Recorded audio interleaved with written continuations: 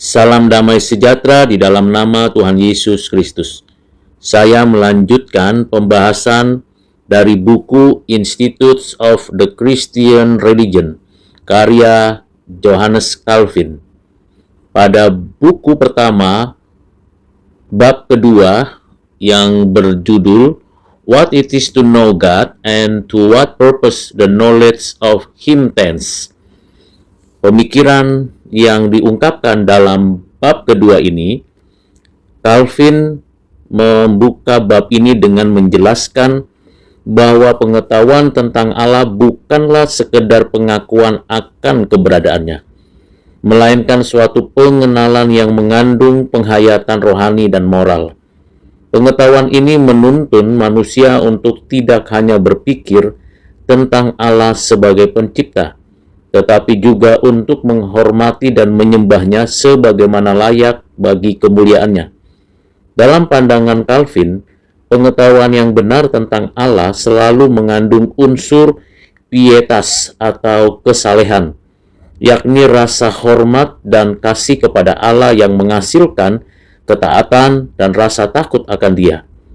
Dengan demikian, pengenalan akan Allah tidak cukup secara intelektual, tetapi harus disertai dengan sikap hati yang tunduk, taat, dan penuh penyembahan.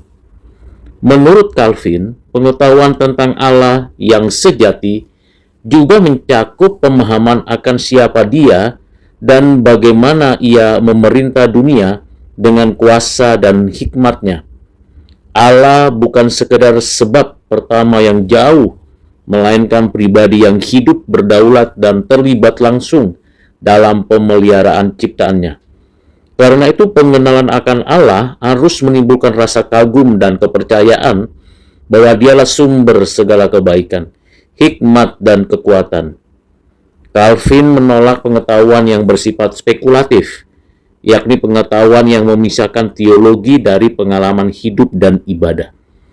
Pengetahuan sejati menuntun manusia kepada penyembahan yang benar, bukan kepada filsafat yang kosong.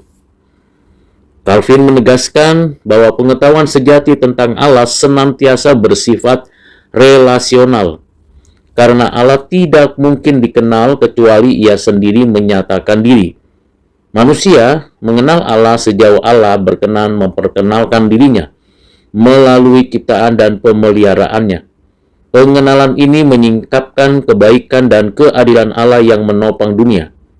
Dalam terang ini, Calvin menekankan bahwa pengetahuan tentang Allah selalu mengarahkan manusia untuk mengakui ketergantungan totalnya pada anugerah dan kuasa ilahi.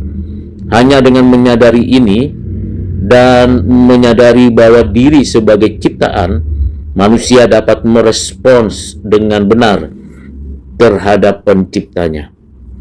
Selanjutnya, Calvin menjelaskan tujuan pengetahuan akan Allah, yaitu agar manusia belajar untuk mencari dalam Allah segala kebaikan dan kebahagiaannya. Pengetahuan yang benar menumbuhkan iman, pengharapan, dan kasih kepada Allah. Sebab manusia memahami bahwa hanya di dalam Dia terdapat sumber hidup yang sejati. Calvin menegaskan bahwa pengetahuan ini bukan untuk memuaskan keingintahuan intelektual, melainkan untuk mengarahkan hati manusia kepada ibadah dan ketaatan. Dengan mengenal Allah, manusia diarahkan untuk memuliakan Dia dalam setiap aspek kehidupannya. Sebab pengetahuan yang tidak menghasilkan ketaatan adalah bentuk kesombongan rohani yang berbahaya.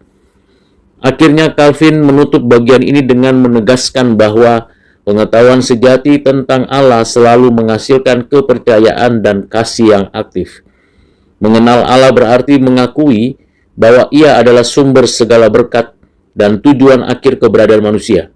Maka pengetahuan itu harus menuntun kepada kehidupan yang berpusat pada penyembahan, bukan pada diri sendiri, melainkan melalui pengenalan akan kebaikan dan pemeliharaan Allah.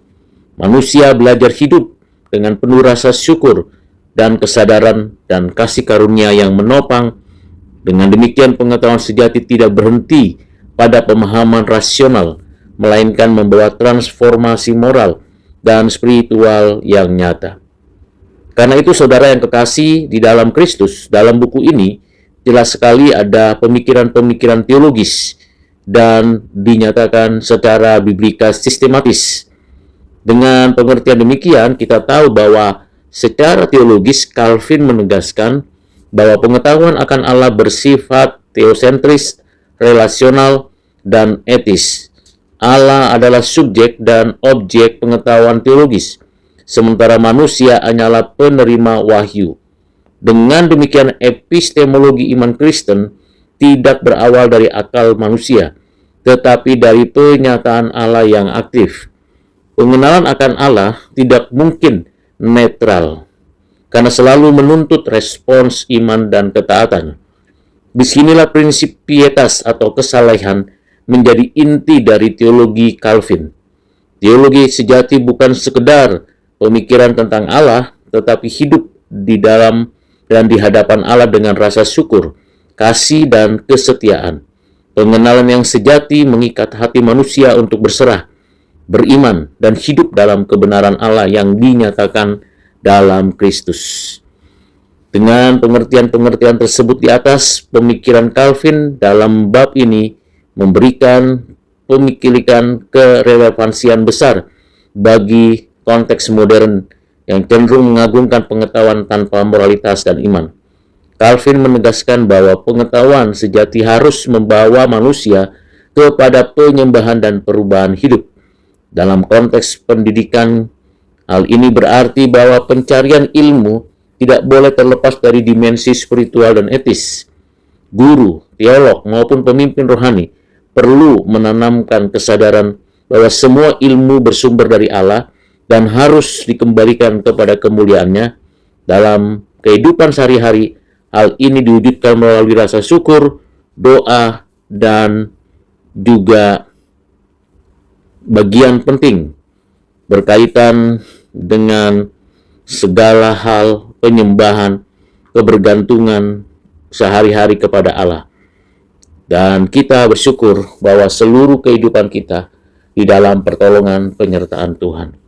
Kiranya pembelajaran dan pembahasan dari buku pertama pasal atau kitab bab yang kedua ini memberikan pengertian akan siapakah Allah dan bagaimana kita seharusnya hidup dan menghidupi kebenaran firman. Tuhan memberkati saudara untuk pembelajaran pada bab ketiga berikutnya. Amin.